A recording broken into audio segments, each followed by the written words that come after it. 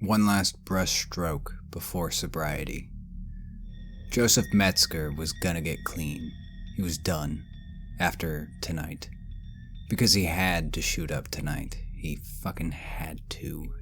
It wasn't about getting high. It wasn't about needing the fix. Just one more time, man. Just one more fucking time. It wasn't about the drug at all. Not really. It was about tonight. The importance of tonight. The need to have everything in place so that he could just finish it all tonight and be done with it. If it didn't work this time, if he, even after all of this, everything that he'd done, if he still couldn't stop it, then he would just kill himself. Because it wasn't going to matter if it didn't stop. If he couldn't stop it tonight, then no one would be able to stop it. Nothing could prevent the doom that was to come. So fuck it. He'd just jump off the roof and be done with it. Be done with dope, be done with this fucked up world that was going to be doomed to die anyway. But at least he had to try. Just one more time. The stars were right tonight. He could feel it. The moon was right tonight too. That much he could see just looking out the open window of his third-story apartment. That fucking big, bright moon. It shined its light into his bedroom, strewn with garbage. Empty beer cans, ashes, and cigarette butts everywhere. Random needles and spoons that were no longer usable. 1,000 canvases with the previous attempts on them, and strokes of madness etched in acrylic paint.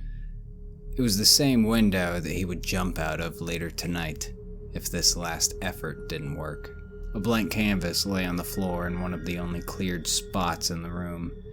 An empty can which once contained black beans sat beside it, filled now with a dozen different ragged-looking paintbrushes. A plastic tote was on the other side with a huge assortment of dollar store craft paints. Joseph's hands and arms, his shirt and pants, all of it was covered in paint. He hadn't looked in the mirror for days, but he imagined his face was covered in paint too. So many different colors. He'd tried so many different colors, but none had worked. Nothing worked. But tonight it would. Yes. It was because of the stars, because of the moon, all of it. It all had to be just right for this trick of his to actually work. It all had to be right. And tonight it was. So it would work. It had to. There was one spot on his left arm where the paint had been scratched away. It showed the red flesh beneath. It showed a vein. It was getting late. He was running out of time. God, he wanted to quit the dope. He fucking wanted to. But he needed it. He needed it for this, for one last painting. Joseph paced back and forth, biting his fingernails, though there was nothing but tiny nubs there now. He'd done this for hours now, debating, rationalizing, trying to figure out any other way to do it. But this was the only way. He needed to be sure that he was doing this for the right reason. It wasn't just some insane, chaotic reason that his addicted mind had come up with. Some reason to shoot up one more time. There's always one last reason. Always. But this was legit, wasn't it? Fucking Mags, man. It was all Maggie's fault, that bitch. She was the reason that this torturous burden was placed on him. She was the reason he couldn't sleep at night. She was the reason that he couldn't get clean. It was because of her that when he lay on the floor at night, trying to resist the desire to get high, he saw it in the dark ceiling above him. That fucking thing that made no sense. That impossible shape. That demonic evil. That cosmic monstrosity. The doom. God, fuck it. One last time. He was gonna try to stop it one last time. It was only him that could do it. Only him.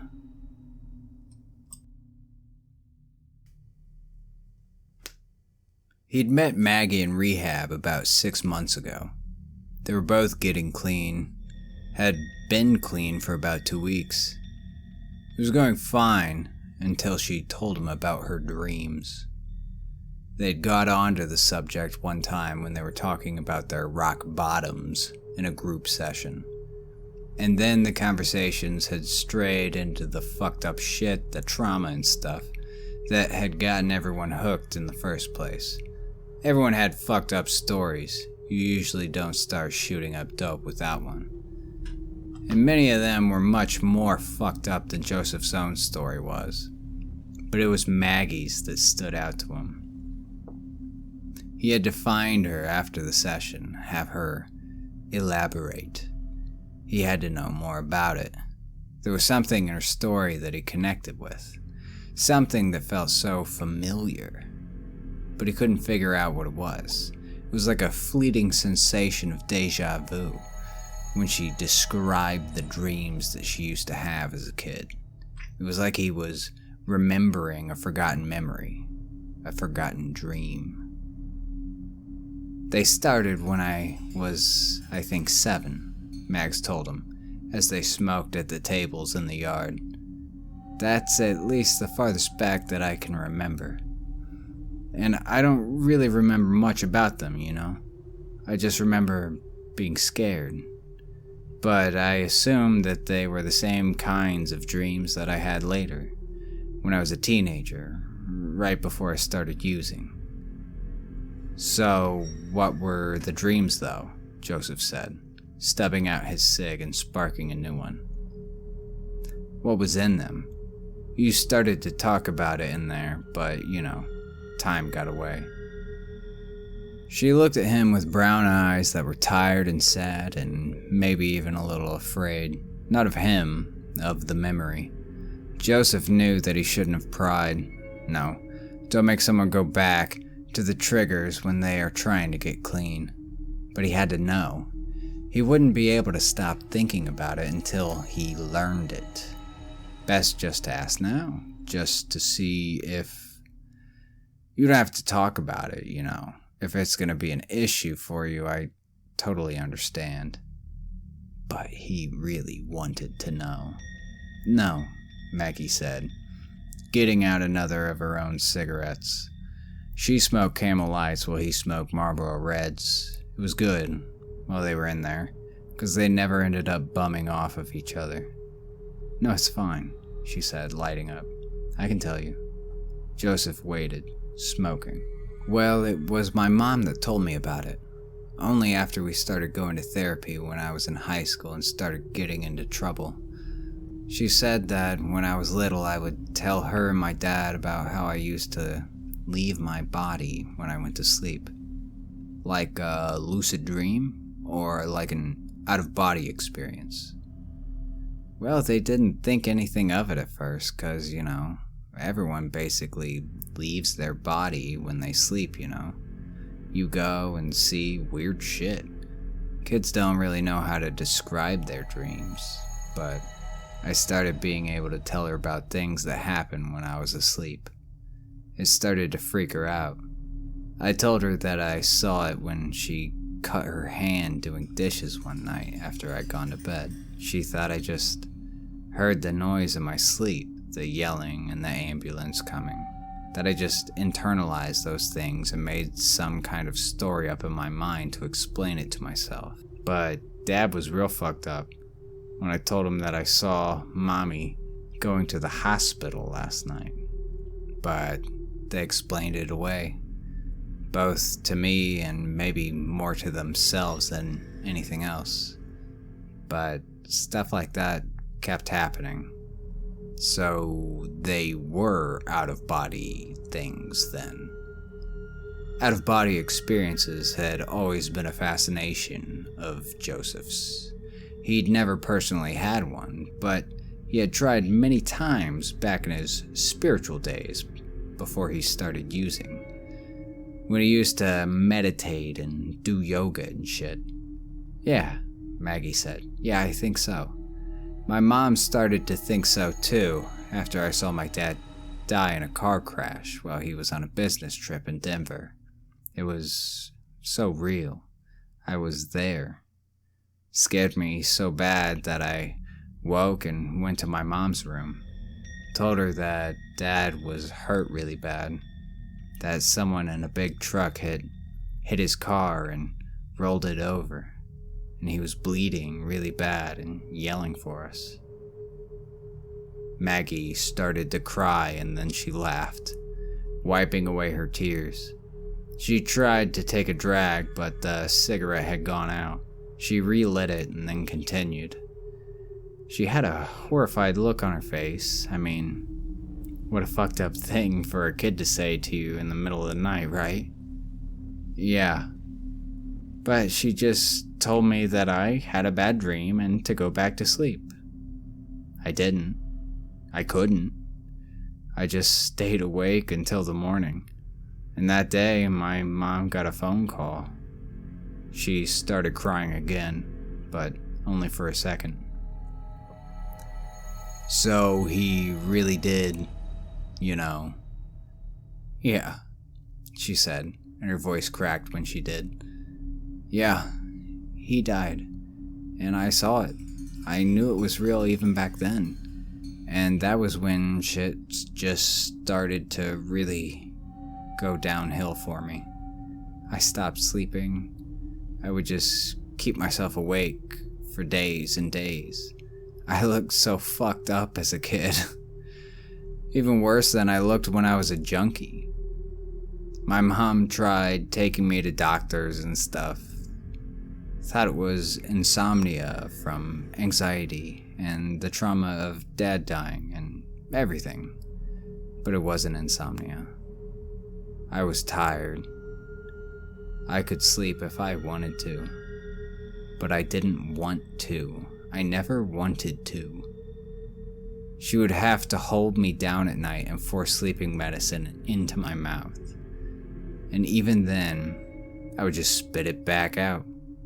Poor Mom, God, how fucked up I must have made her. Still do. God love her. She kept her shit together through all of it,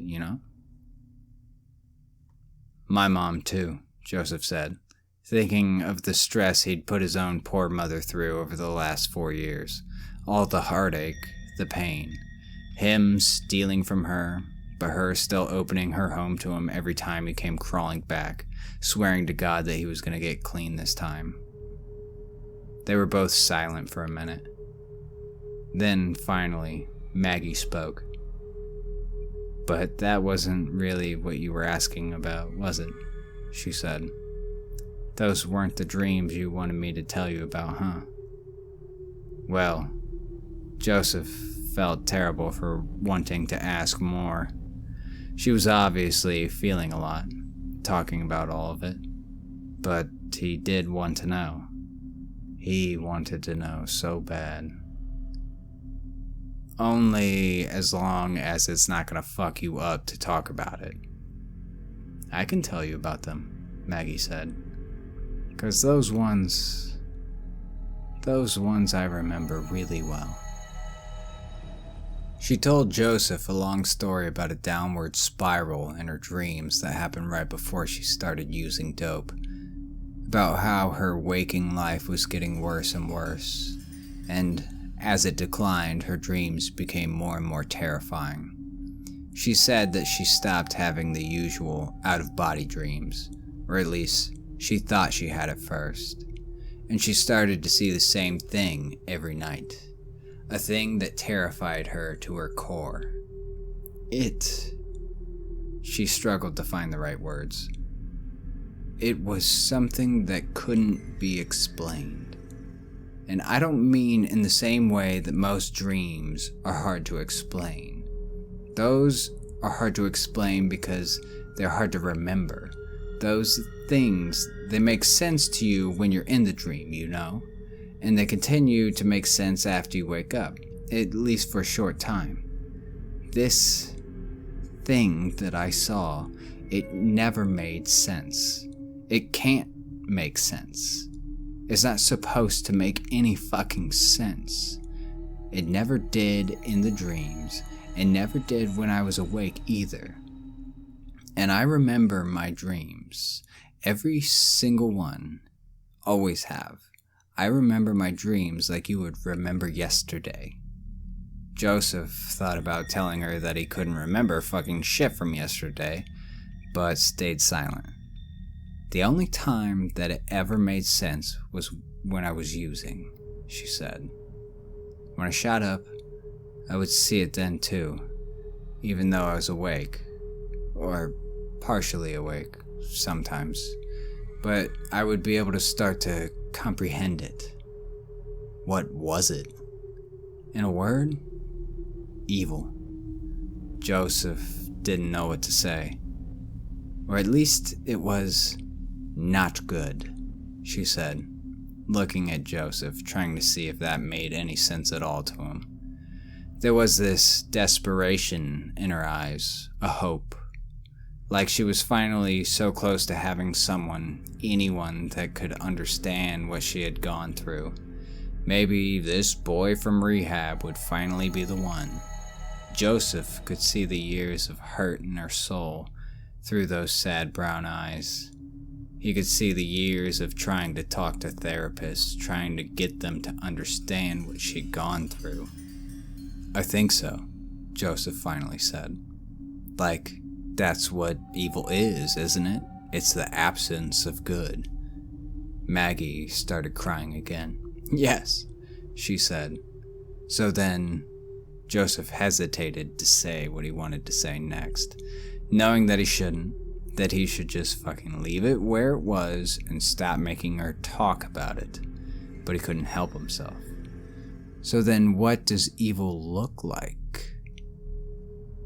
She stopped crying and looked at him, all expression gone from her face.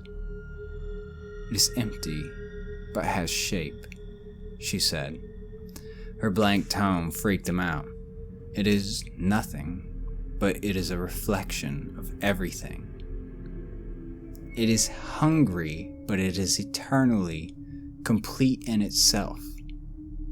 She paused for a long time, and then, it wants you, but it hates you. It wants to have you, but it can't, so it wants to kill you instead. It wants you to be nothing, just like it is. It was only a few days out of rehab when Joseph started to see the thing in his own dreams. He never had the out-of-body dreams like Maggie had described, but all the same, he started to see that fucking thing when he slept at night. He stayed clean for a few weeks out of rehab. He wanted to stay clean. He was going to, fucked up dreams or not. But that thing is what made him go back to the junk. He kept seeing it and seeing it every night. It wanted to kill him, just like Mags said it did. But there was more. It wanted to kill not just him, not even just him and Mags. It wanted to kill everyone, everything. It was hungry and full of hate, and it didn't just want to kill. It was going to kill. That thing had a plan, an ancient plan. Maggie might have known about it too, Joseph thought, but she had never mentioned it. Maybe she didn't know about it. That didn't matter. What mattered was that he knew about it. And he also knew that there was a way to stop it. That thing, it was going to destroy everything. Kill everyone. It was going to do it soon. Joseph could tell. The thing, it had this excitement to it. That this plan of its was going to finally come about. This destruction, this chaos, the ruin of the world. It was finally going to happen. Soon. And so Joseph knew that he had to stop it. He had to stop it, but first he had to figure out how he was supposed to stop it. There was something that he could do. He knew that. Didn't know how he knew it, just did. And the more he could see the thing in his dreams, the closer he felt he was getting to learning what it was he had to do. But that's when the dreams became more difficult to have. The more he tried to sleep, the less he could. He started with melatonin, over-the-counter shit, anything that he could get his hands on that would help him sleep longer. He wanted to be able to sleep for 24 hours. Maybe then he could finally figure it out. But the more he tried, the less he actually slept. The dreams were becoming more and more rare, and yet the time of the thing's plan was coming closer and closer. Who knew how much time Joseph actually had? He remembered what Maggie had said, that when she started using the dope, she could see the thing even when she was awake. Joseph debated the idea for a few days, but his anxiety was skyrocketing. He could feel the doom of the world coming closer and closer. It could be tomorrow, it could be tonight. So he said fuck it and scored some dope from his old haunts. It was easy, but it felt wrong. So wrong. He couldn't stop thinking about his poor mom as he shot up the first night, undoing all of the work. But it didn't matter. He had to make the sacrifice. He had to do it for his mom, for everyone, for himself. What was the point of being clean if the fucking world was going to end? And it had worked. Joseph knew it would work. He fucking knew it. He shot up and crashed backwards, smacking the back of his head against the floor in his apartment bedroom, the window open and a cool autumn breeze drifting in. The sounds of the cars outside dissipated, and then the thing appeared. It was in his room, above him. Joseph stared at it in terrified amazement and wonder. He studied it. He tried to think. He didn't know where the idea of the painting came to him, but it did. He sort of thought that if this thing was evil, like the evil, the opposite of good, that maybe whatever it was that was feeding him this information, the knowledge he needed in order to stop the evil's plan, maybe that was the good. Like, the good. God and the devil and all that. Who the fuck cared though? None of that stuff mattered. At least, not right now. All that mattered was the painting. The painting. He looked around his room, at all of them. There had to be maybe 100 different canvases and papers. He'd even tried painting on a set of towels and his bed sheets, but none of them were right. He couldn't fucking get it right.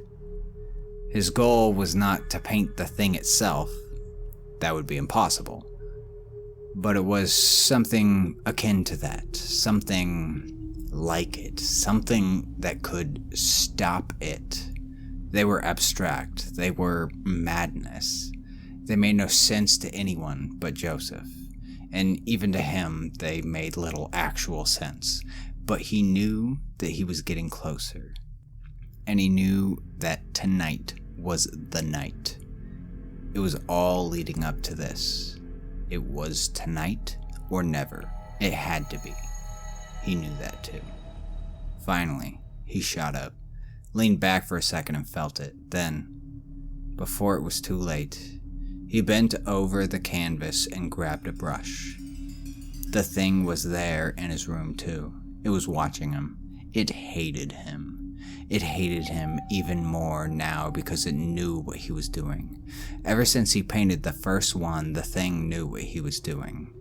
And there was nothing that it could do to stop him. Joseph painted with speed and urgency, but so carefully. Every brush stroke was planned. Nothing was chaos. It was all order. Though one could not tell by looking at the painting. He spent an hour on it, maybe a little more. And then the dope started to wear off bit by bit. The thing started to fade out of his room. When it was finally gone, Joseph looked at the painting. the sensation of anger and futility that normally came over him when looking at his paintings when they were done was absent from his body. He felt calm. The anxiety wasn't even there.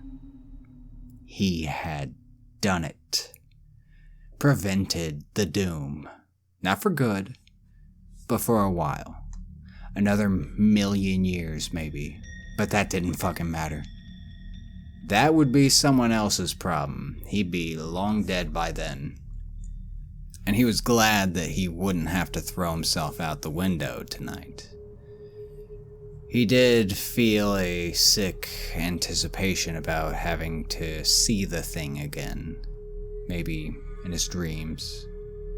Maybe the next time he shot up.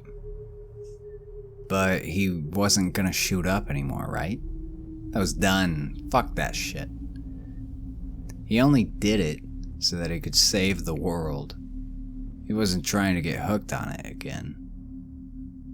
He laid back and closed his eyes. But when he opened them again, it wasn't the thing, the evil that he saw in his room. It was just a needle and a paintbrush, a little bit of dope in a bag, and a spoon.